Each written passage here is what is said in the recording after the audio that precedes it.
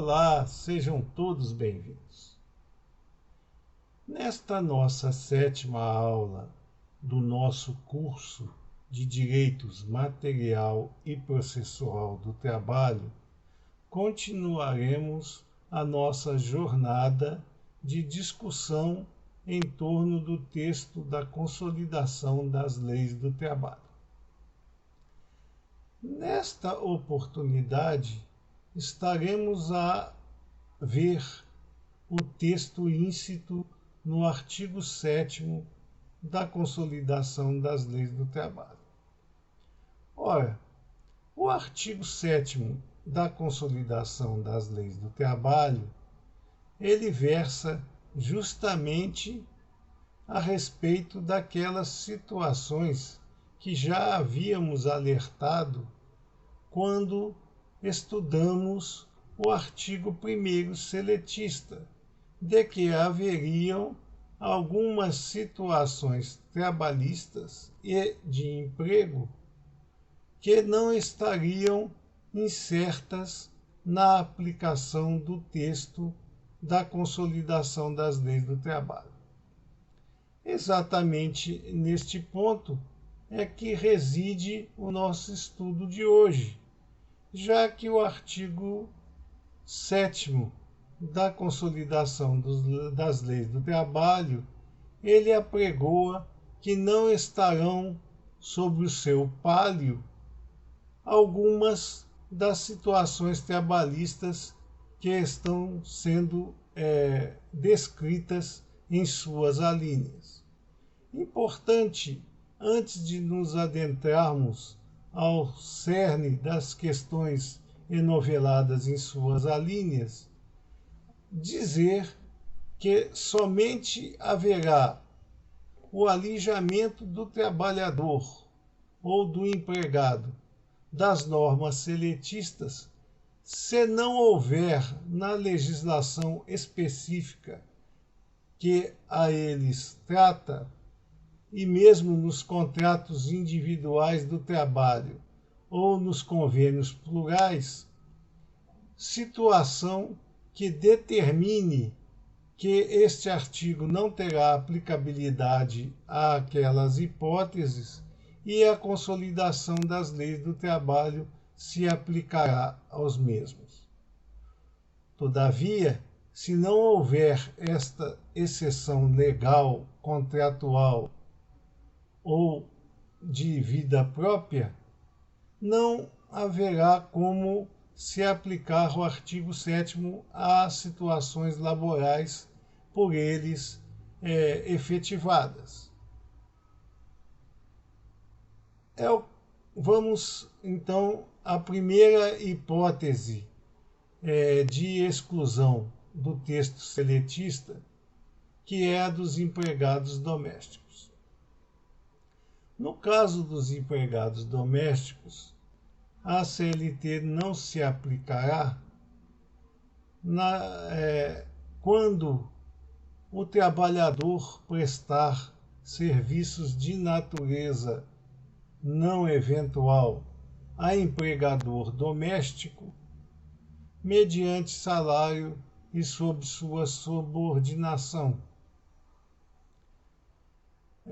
Todavia,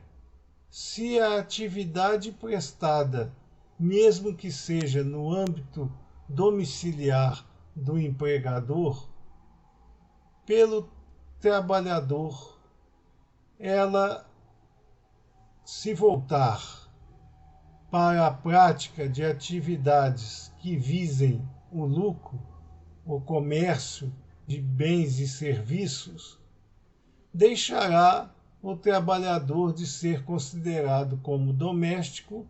e passará a ser visto como um trabalhador ou um empregado comum, cujas normas seletistas recairão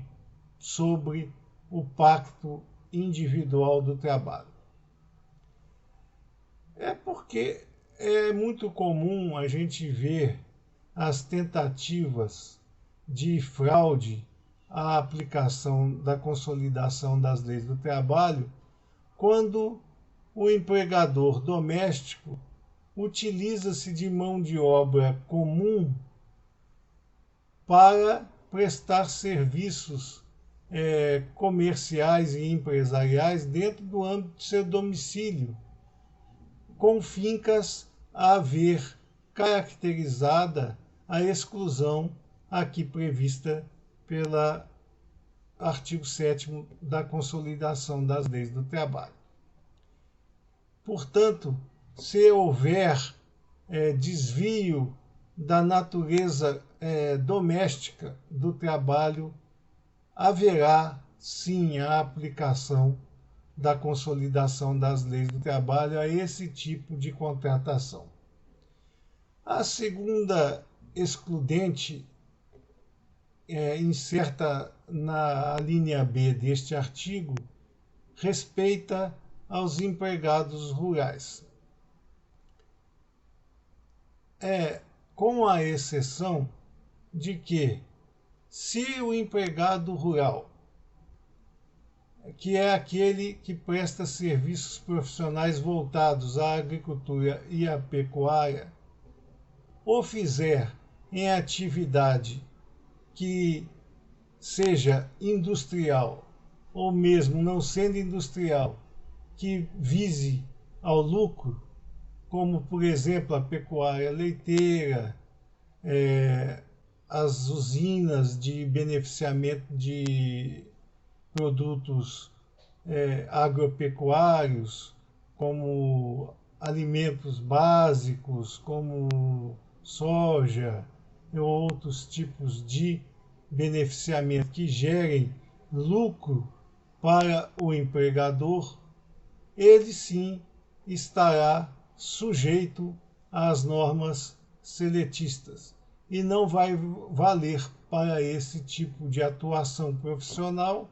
a norma esculpida no artigo 7º da Consolidação das Leis do Trabalho que estamos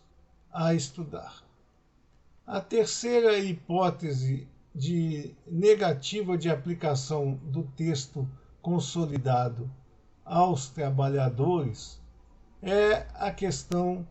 dos funcionários públicos. Aqui cabe um adendo oportuno para esta situação específica. O termo funcionário público, ele teve segura atuação até a promulgação da Constituição da República Federativa do Brasil no ano de 1988, quando abandonou-se essa terminologia de funcionário público e passou-se a adotar a de servidor público. Portanto, quando a CLT, no artigo 7º, apresenta a excludente de funcionários públicos, há que se entender tratar-se de servidores públicos. Esta é outra questão que a reforma trabalhista, que foi implementada pela Lei 13.467, de 13 de julho de 2017, deixou a desejar, pois poderia ter atualizado esta situação do artigo 7º, a linha C da Consolidação das Leis do Trabalho, e deixou passar em albis esta oportunidade,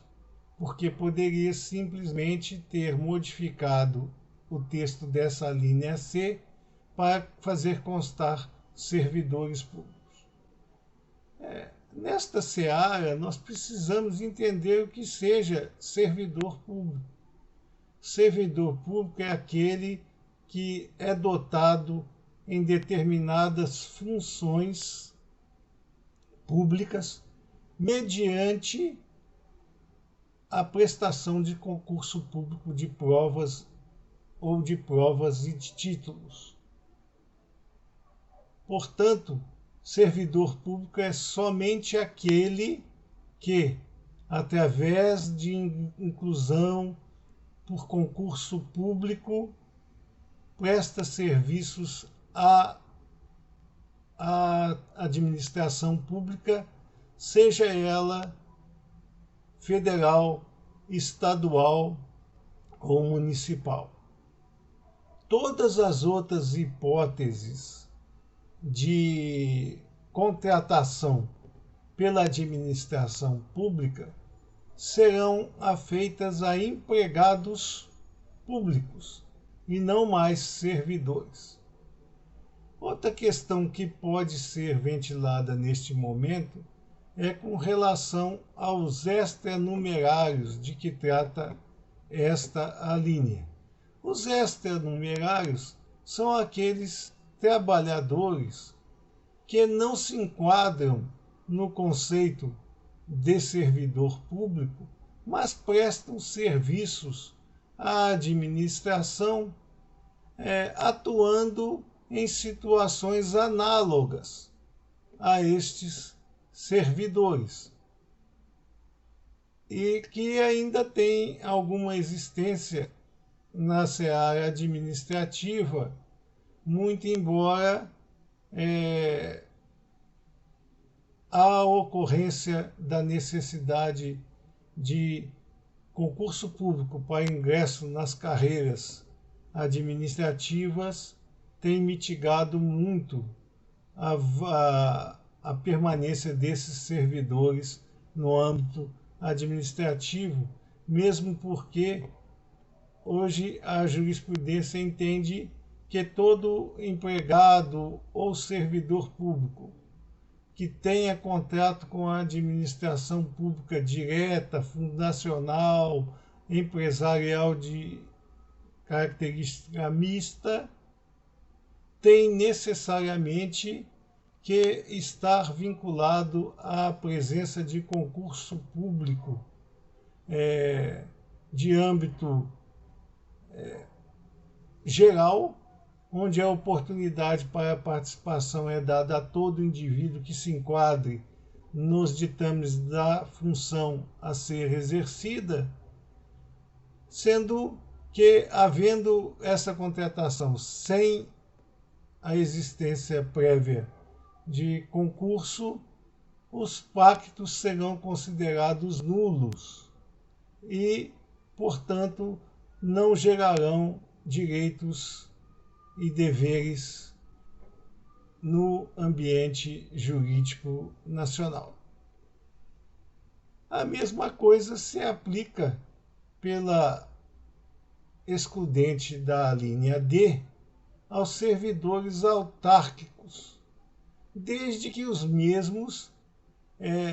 se agitem através de regime próprio que lhes empreste situação análoga aos servidores públicos.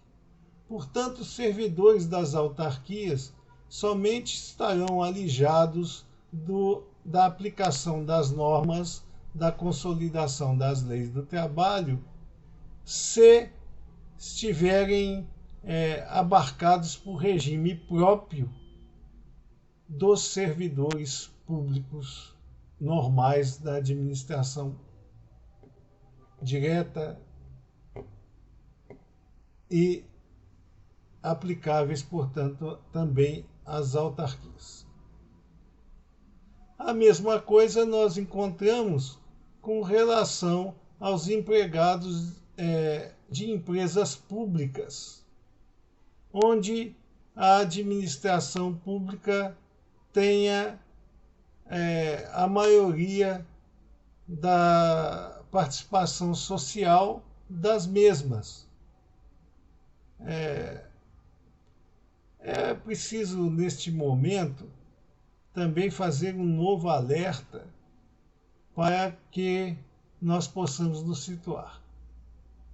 Quando nós utilizamos o termo união, logicamente estaremos a tratar da República Federativa do Brasil. Portanto, o termo União Federal ele é impróprio, é impreciso,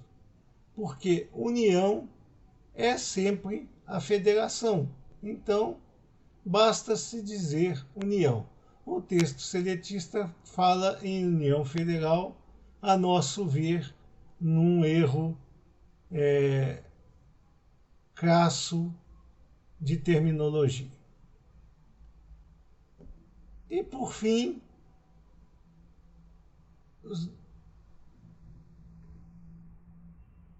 nós temos a situação daqueles trabalhadores que prestam serviços às entidades partidárias, seja a prestação de serviço voltada para o próprio partido ou para as suas fundações e atividades congêneres, em que nós teremos a absorção de pessoal para estes tipos de entidades e que, portanto, estarão alijadas dos comandos seletistas. Acabamos, portanto, de analisar o artigo 7º e, neste instante, nós vamos encerrar a nossa aula de hoje. Eis que o artigo 8º merece um estudo mais aprofundado a respeito das normas nele impressas e, portanto, deixaremos para a nossa próxima aula este estudo. Nesta oportunidade, gostaríamos de agradecer a todos vocês que têm acompanhado o nosso curso, participando das nossas aulas, e informamos a vocês que quaisquer dúvidas que ficarem a respeito destas ilações que nós implementamos durante todas as aulas poderão ser sanadas através de comentários que forem feitos por vocês em cada uma das aulas, os quais teremos um enorme prazer de responder a todos que nos dirigirem suas dúvidas, para que nós possamos saná-las e para que o nosso estudo esteja cada vez mais completo e participativo, já que entendemos com certeza de que a aula no estilo não presencial ela perde um pouco justamente pela não participação direta do aluno. Isto é uma característica que hoje temos visto, inclusive em cursos regulares, onde o ensino à distância está sendo implementado. Portanto, se você tem alguma dúvida a respeito do que até hoje nós estudamos, pode perguntar a respeito da mesma nos comentários a cada uma das aulas, que nós estaremos a responder e a alimentar os seus conhecimentos.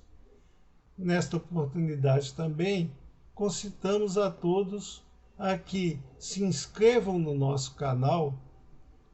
para que nós possamos ampliar cada vez mais o nosso grupo de estudos e deixe seu like em cada um dos